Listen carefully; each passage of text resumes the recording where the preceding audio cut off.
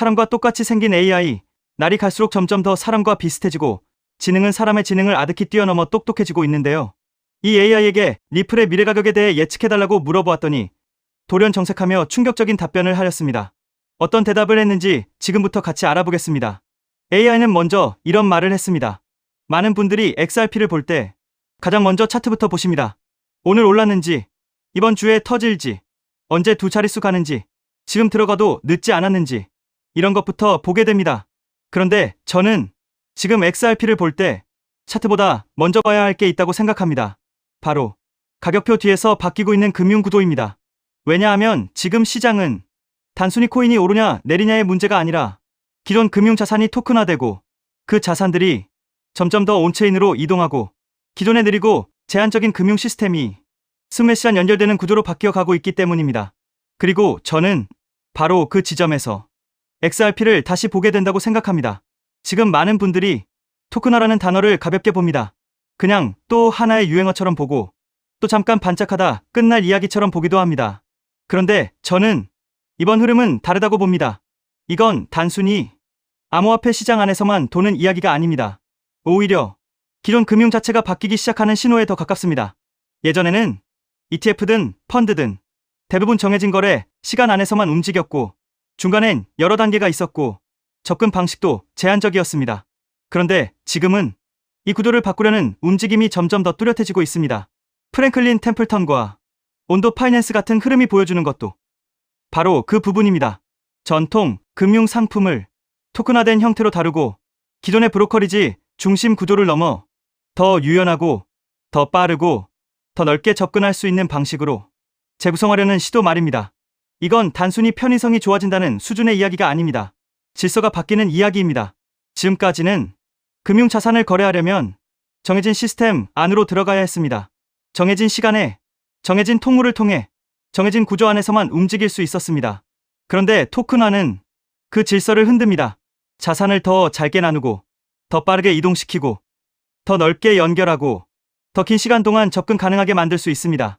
이 말은 곧 기존 금융의 운영 방식 자체가 바뀔 수 있다는 뜻입니다. 그래서 중요한 질문은 이제 하나입니다. 토큰화가 오느냐 안 오느냐가 아닙니다. 이미 많은 플레이어들이 그 방향을 보고 있기 때문입니다. 이제 진짜 중요한 건 누가 그 인프라를 가져가느냐입니다. 누가 그 흐름의 중심에 서느냐입니다. 누가 실제 자금과 연결되고 누가 실제 활용 구조를 만들고 누가 기관과 시장 사이를 이어주는 다리 역할을 하느냐입니다. 그리고 바로 여기서 XRP와 XRP 레저를 다시 보게 되는 겁니다. 이건 한 회사만의 움직임이 아닙니다. 한 프로젝트만의 실험도 아닙니다. 블랙록 같은 대형 자산운용사, 마스터카드 같은 결제 네트워크, 페이팔 같은 글로벌 핀테크, 위즈덤트리 같은 금융 플레이어들까지 시장 전체가 점점 더 온체인 자산 구조를 현실적인 미래로 보기 시작하고 있습니다. 이게 왜 중요하냐? 시장 분위기가 이제 토큰화가 가능할까? 이 질문을 하는 단계가 아니라 어떤 네트워크가 그 수혜를 실제로 받을까? 이걸 묻는 단계로 넘어가고 있기 때문입니다. 여기서 많은 분들이 시작하는 게 하나 있습니다. 토큰화 시대가 오면 모든 체인이 다 같이 좋아질 거라고 생각하는 겁니다. 그런데 현실은 그렇게 단순하지 않을 가능성이 큽니다. 왜냐하면 금융은 아무데나 앉지 않기 때문입니다. 기관 자금은 아무 네트워크에나 기대지 않습니다. 속도, 비용, 안정성, 연결성, 기관 친화성, 기존 금융과의 접점, 이런 요소들이 생각보다 훨씬 중요합니다. 결국 많은 자산이 토큰화된다고 해도 실제 큰 수혜를 가져가는 쪽은 소수의 네트워크일 가능성이 높습니다. 그리고 바로 그 점 때문에 XRP 레저를 가볍게 보면 안 된다고 생각합니다. XRP 레저는 그냥 알트코인 하나의 체인으로만 보기엔 서사가 다릅니다. 결제와 송금이라는 오래된 이야기, 기관 활용 가능성, 금융 인프라와의 연결성, 토큰화와 실사용을 동시에 엮을 수 있는 구조, 이런 것들이 다른 자산과는 조금 다른 위치를 만들어줍니다. 즉, XRP는 단순히 가격만 기대하는 자산이 아니라 금융 구조 변화 속에서 다시 후보군에 들어갈 수 있는 자산이라는 겁니다. 저는 이 부분이 굉장히 중요하다고 봅니다. 왜냐하면 지금 시장은 더 이상 무슨 코인이 더 빨리 오르느냐만 보는 단계가 아니기 때문입니다. 정말 큰 자금은 항상 구조를 봅니다. 무슨 인프라가 살아남을지, 어떤 네트워크가 실제 연결을 먹을지, 누가 금융과 블록체인 사이에 실질적인 통로가 될지를 봅니다. 그리고 그 질문 안에 XRP가 계속 들어오고 있다는 점이 중요합니다. 여기에 리플의 전략까지 겹쳐서 보면 더 흥미로워집니다. 리플은 늘 이야기 나옵니다. 왜 IPO를 안 하느냐? 왜 상장을 서두르지 않느냐? 왜 지금 더 공격적으로 확장하느냐? 이런 이야기들 말입니다. 그런데 저는 오히려 그 부분이 중요하다고 봅니다. 만약 회사가 단기 이벤트 하나로 시장 관심을 얻는 데 집중한다면 가장 쉬운 카드 중 하나는 상장 기대감일 수 있습니다. 그런데 리플은 그보다 더 긴 그림을 보는 것처럼 보입니다. 자본이 있고 현금 여력이 있고 그걸 단순 홍보가 아니라 전략적 인수와 확장에 재배치할 수 있다면 그 회사는 단기 호재 하나보다 훨씬 더 큰 그림을 그리고 있을 가능성이 있습니다. 이건 상당히 중요한 차이입니다.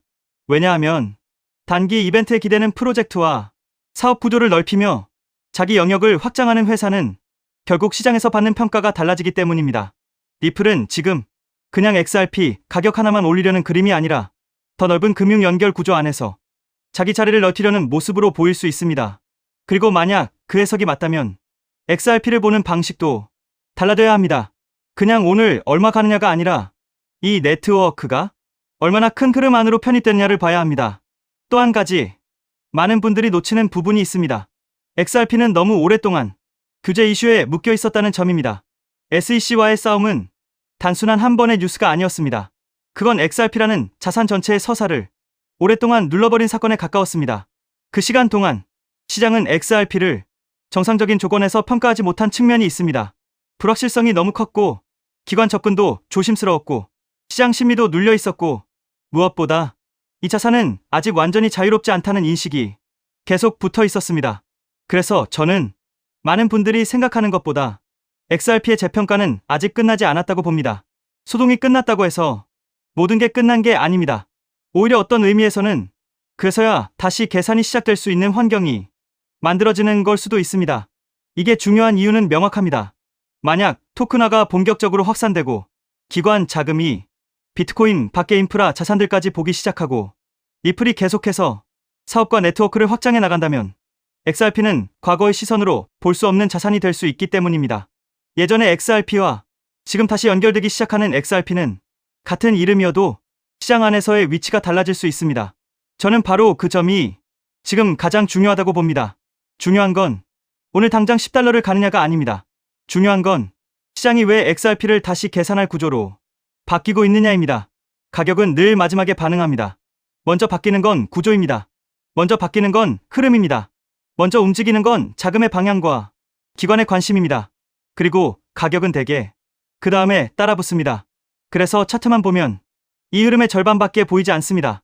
오히려 더 중요한 건 금융이 어디로 가고 있느냐, 토큰화가 어떤 식으로 현실화되고 있느냐, 누가 그 연결을 먹고 있느냐, 그리고 XRP가 왜 그 대화 속에서 계속 빠지지 않느냐입니다. 저는 지금 XRP를 그냥 살아남는 코인으로 보지 않습니다. 단순히 예전 이름값으로 버티는 자산으로도 보지 않습니다. 오히려 금융구조가 바뀌는 과정에서 다시 역할을 부여받을 수 있는 자산으로 봅니다. 그리고 이건 생각보다 훨씬 큰 차이입니다.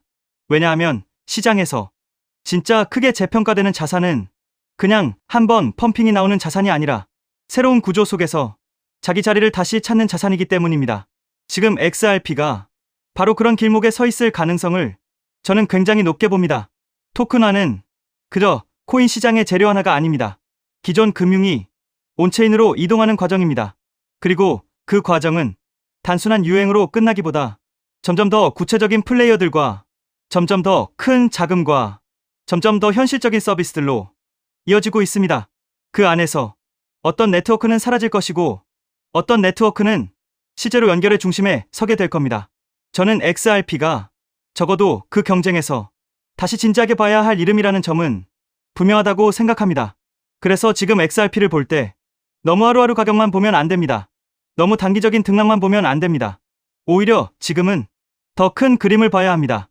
금융자산이 토큰화되고 거래, 구조가 바뀌고 기관이 새로운 인프라를 찾고 리플이 그 안에서 자기 영역을 넓히고 XRP가 다시 그 연결고리로 불리기 시작하는 흐름. 저는 바로 이 흐름이 앞으로 XRP를 다시 평가하게 만드는 핵심이라고 봅니다. 그리고 만약 이 변화가 생각보다 빠르게 현실화된다면 그때 XRP는 단순히 살아남는 수준이 아니라 완전히 다른 가격대와 완전히 다른 시선 속에서 다시 평가받게 될 수도 있습니다. 많은 분들이 아직도 XRP를 과거 이미지로만 봅니다. 오랫동안 눌려 있었던 자산, 소동에 묶여 있던 자산, 항상 기대만 크고 움직임은 답답했던 자산, 이렇게 기억하는 분들이 많습니다. 하지만 시장은 언제나 과거 이미지로만 움직이지 않습니다. 시장 구조가 바뀌기 시작하면 예전엔 답답했던 자산도 전혀 다른 의미를 갖게 될 수 있습니다. 저는 지금 XRP가 딱 그 문 앞에 와 있다고 봅니다. 그래서 지금 우리가 봐야 할 건 당장 오늘의 작은 흔들림이 아닙니다. 왜 금융이 온체인으로 가고 있는지, 왜 토큰화가 점점 현실이 되고 있는지, 왜 기관들이 인프라를 다시 보기 시작하는지, 그리고 왜 그 흐름 속에서 XRP가 다시 소환되고 있는지를 봐야 합니다.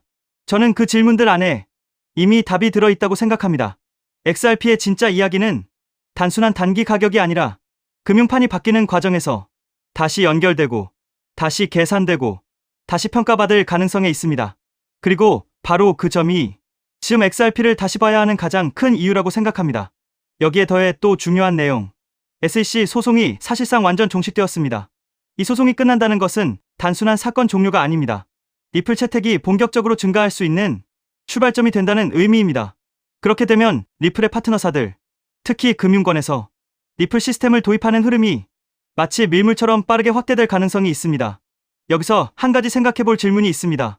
금융권이 정말 리플을 채택하기 시작하면 어떤 변화가 일어날까요?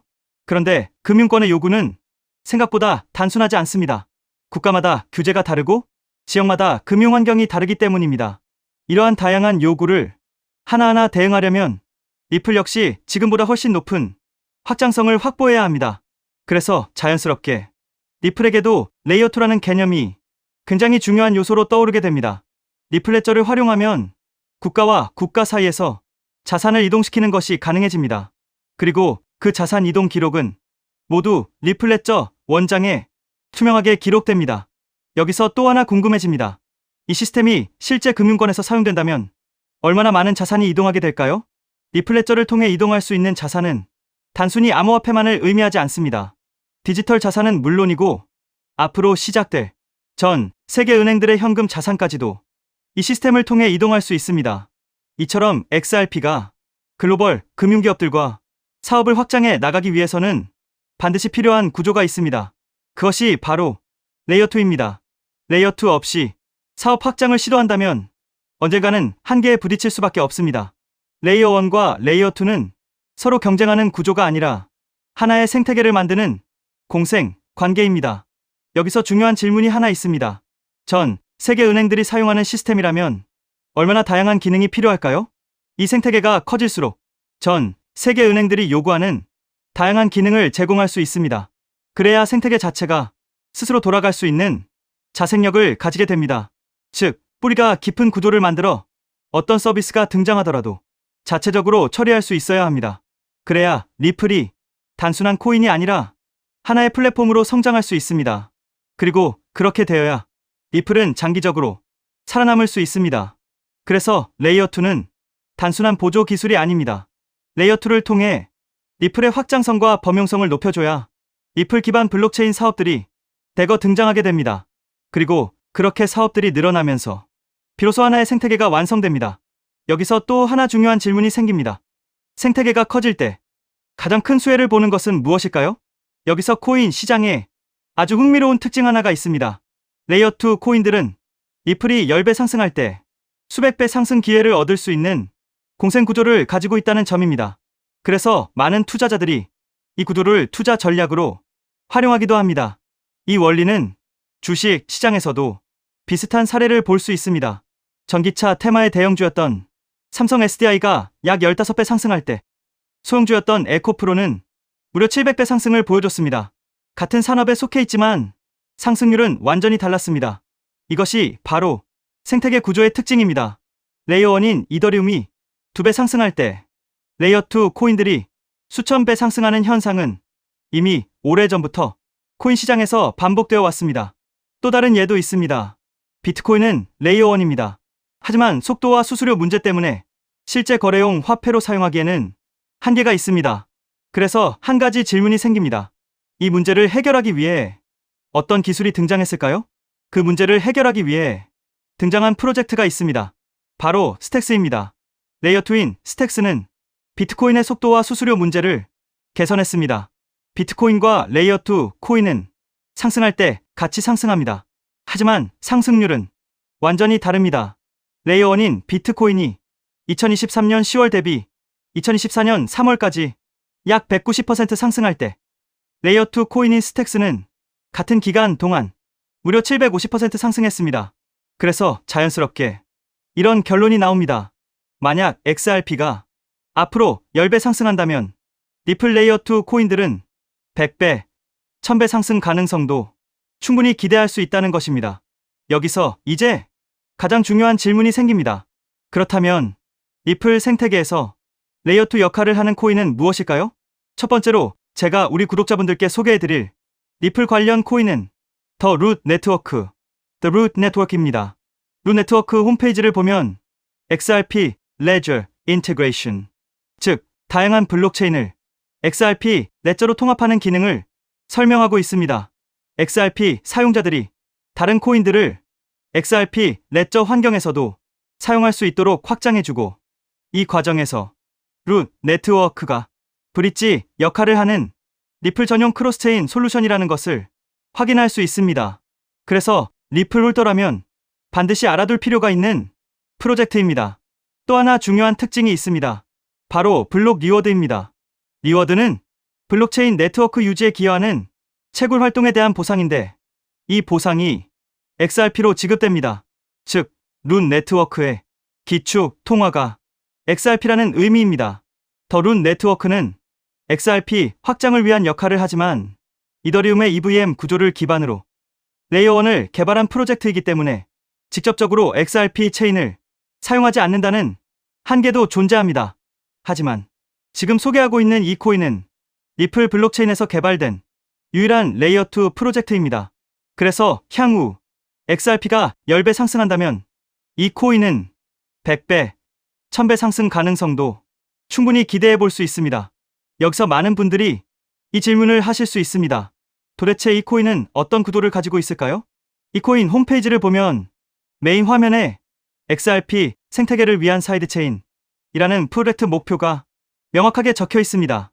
사이드체인은 XRP 체인을 더 원활하게 구동할 수 있도록 지원해주는 체인을 의미합니다.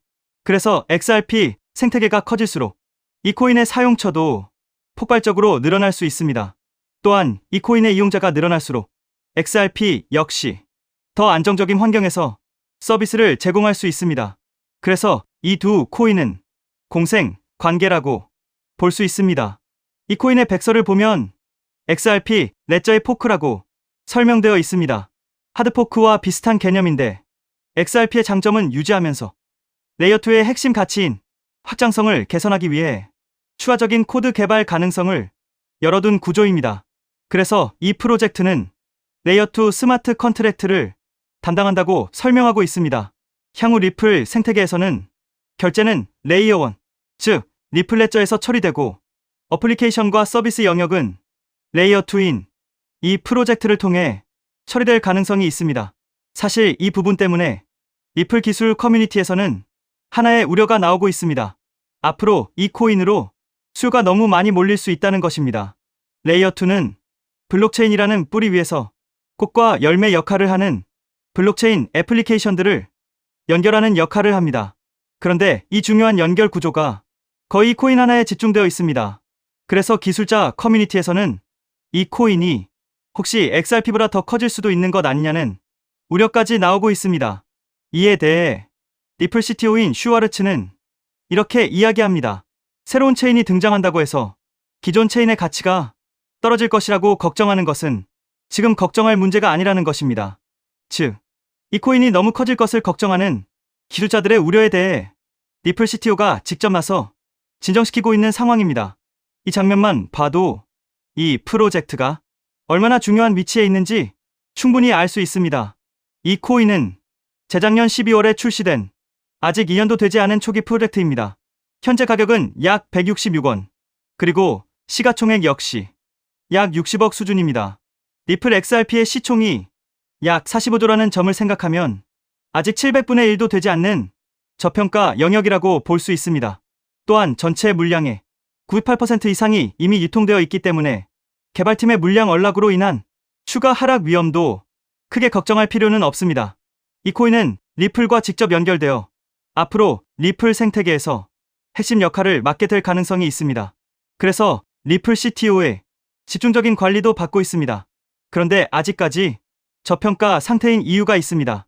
리플사가 이 프로젝트에 직접 깊게 관여하고 있음에도 아직 공개적으로 크게 드러내지 않고 있기 때문입니다. 리플의 SEC 소송이 사실상 완전히 끝나 이제 금융권 사업 확장이 전략적으로 시작될 수 있습니다. 그 시점이 되면 이 코인은 폭발적인 움직임을 보일 수 있습니다.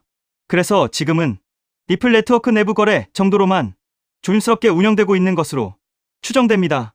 SEC 소송이 사실상 종식되어 리플 채택은 곧바로 확대될 가능성이 매우 높습니다. 그에 따라 금융권의 리플 시스템 도입 역시 확장됩니다. 하지만 금융권의 요구는 국가와 지역마다 매우 다양합니다. 그래서 이런 요구에 하나하나 대응하려면 리플은 반드시 더 높은 확장성을 확보해야 합니다. 그래서 바로 이 코인이 등장한 것입니다. 리플 생태계 확장을 가능하게 만드는 핵심 구조이기 때문에 기술자 커뮤니티에서는 오히려 이 코인이 너무 크게 성장할 가능성을 우려하고 있는 것입니다. 코인마켓캡의 커뮤니티 투표 결과에서도 무려 96%나 되는 사람들이 이 코인의 폭등에 투표한 것을 볼 수 있죠. 리플 XRP의 성장과 함께 수백, 수천 배 동반 성장할 이 코인 정보를 저희 구독자 여러분들께만 무료로 공유해 드리려고 합니다. 딱 10만 원이면 됩니다. 많은 돈도 필요 없습니다. 단 10만 원만 묻어두셔도 올해 인생의 방향을 바꿀 수 있는 코인입니다. 그런데 왜 지금 이 자리에서 이름을 바로 공개하지 않느냐고요? 이유는 단순합니다. 유튜브에서 이름이 공개되는 순간 세력들이 바로 움직입니다. 가격을 흔들고 판을 뒤집습니다. 그리고 뉴스가 나오고 사람들이 몰리기 시작하면 그때는 이미 늦습니다. 이 시장은 정보가 퍼진 뒤에 사는 사람이 아니라 퍼지기 전에 움직인 사람이 가져가는 구조입니다. 결국 선점이 전부입니다. 이건 단순히 좋은 코인을 찾는 문제가 아닙니다.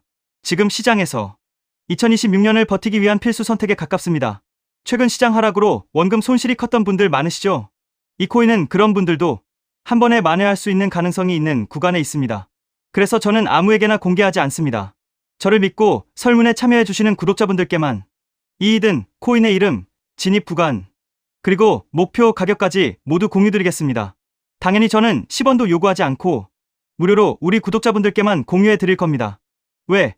돈도 안 받고 이런 정보를 알려주냐고 하시면 제 유튜브 채널 좀 키워보고 싶어서가 다여서 구독과 좋아요 한 번씩만 부탁드리겠습니다. 방법은 간단합니다. 제가 아래 설명란에 구글 폼 링크 하나를 달아 놓겠습니다. 이 링크는 여기 설명 보기를 클릭하시면 볼 수가 있는데요. 이 구글 폼 링크를 눌러보시면 이러한 창이 뜰 겁니다. 그러면 여기 구독자께만 드려요에 체크를 해주신 다음 리플 레이어2 코인 정보를 공유받으실 연락처를 자세히 적어주신 다음에 여기에 있는 제출을 눌러주시면 저에게 이 구글 폼이 날아오게 됩니다. 그러면 제가 이 구글 폼을 확인하자마자 적어주신 연락처로 연락드려서 제가 구독자인지 확인만 간단히 빠르게 한 다음 아까 말씀드린 리플 레이어2 코인 정보를 바로 공유해 드리도록 하겠습니다. 이 코인이 아마 2026년의 졸업 코인으로 이름을 올리게 될 수도 있을 겁니다. 최근 원금 손실이 컸던 분들도 한 번에 만회하고도 남을 수 있으니 최대한 서둘러 준비하셔서 제대로 된 수익을 만들어 보셨으면 합니다. 우리 구독자 여러분 힘내시고 긴 영상 끝까지 시청해 주셔서 감사드리며 마지막으로 구독과 좋아요 한 번씩 부탁드리면서 마무리하겠습니다. 끝까지 시청해 주셔서 감사합니다.